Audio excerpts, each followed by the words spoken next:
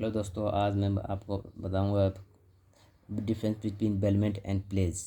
ये मैं थोड़ा हैंड राइटिंग थोड़ा वो उतना अच्छा नहीं है, लेकिन वो वर्ड सब मैंने इजी लिख दिया है डायरेक्ट आपके माइंड में। और ये क्या कहते हैं, इसे आप लिख पाएंगे ये फटाफट, इसीलिए मैं इसको जैसे कैसे लिख दिया हूँ।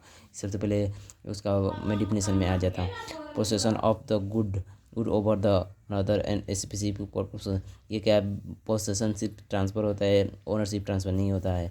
इसमें क्या कहते हैं, when a person hand over the good to purpose and security for the guarantee of the work of the perform this. ये क्या है, ये सिक्योरिटी के लिए आपका जो सामान वो गिरवी रख दिया है, इसी को प्लेज बोलते हैं। सिर्फ इससे ये बेलमेंट हो गया। किसी सिर्फ पर्पज है, जैसे कि किसी का कार अपने दोस्त के पास रख दिया है तो उसको बेलमेंट बोलते हैं। और किसी के, और ये क्या कहता है, आपने गहने रख दिए, किसी के पैसे लिए, उसी को प्लेज बोलते हैं, गिरवी रखना।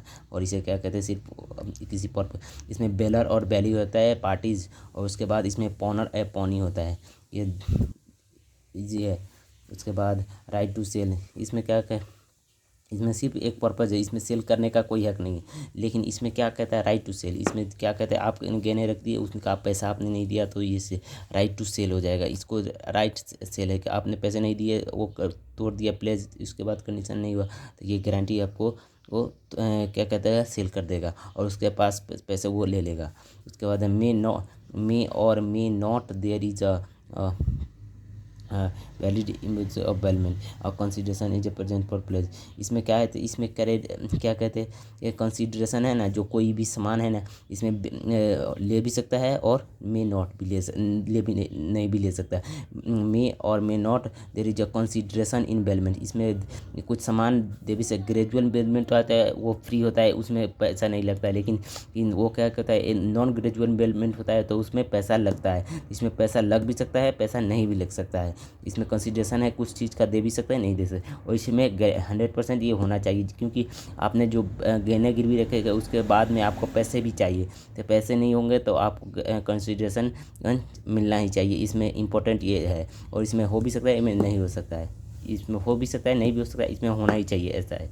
और कहते हैं use the good, the belly can use the good for the purpose of specific. ये किसी चीज़ के लिए आपको लिए दिया है, तो उसी पर्पज के लिए। और ऐसा नहीं कि आपको, जैसे कि कोई घोड़ा दिया आपको दोस्त के लिए, कहा कि ये आप इसे संभाल कर रखिए और इसका यूज़ करने के लिए, सिर्फ चलने के लिए। और आपने क्या किया, किसी मोटे आदमी को उस पर बैठा कर उसका पैर तोड़ दिया। तो ये इसका यूज़ करने के लिए सिर्फ स्पेसिफिक उसके लिए आपको कंपनसेट करना होगा। इसीलिए पर्पज पर जिस चीज़ के लिए दिया है उसी चीज़ को सिर्फ आप यूज़ कर पाएंगे, उससे ज़्यादा नहीं। Pony can please can not use the, इसमें आप यूज़ नहीं कर पाएंगे। किसकी गिरवी रखा है, क्योंकि सिक्योरिटी पे दिया है, आपको दे दिया है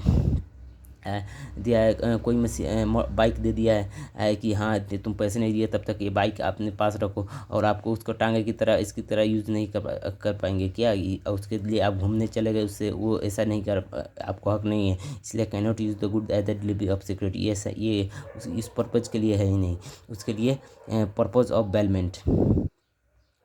पर्पज़ क्या कहता है, ये किसी को रेंट, हायर, रिपेयर, ट्रांसपोर्ट, इसके लिए बस देता है। लेकिन प्लेस का सिक्योरिटी सिर्फ के लिए, क्योंकि वो उसका जो पैसा लेके भाग नहीं जाए, उसके लिए सिर्फ सिक्योरिटी के लिए, डिपॉजिट के लिए वो रख दिया है। और इसमें तो सिर्फ रेंट और हायर, परचेज, रिपेयर, ट्रांसफ़र, ऐसा है वैसा है, ज़्यादा कुछ है नहीं इसमें। और आपको समझ में आएगा तो लाइक एंड सब्सक्राइब जरूर कीजिएगा। और इसका वर्ड भी है इधर, baler form French word baler से निकला है। आपको समझ में आया तो लाइक और शेयर सब्सक्राइब जरूर कीजिएगा।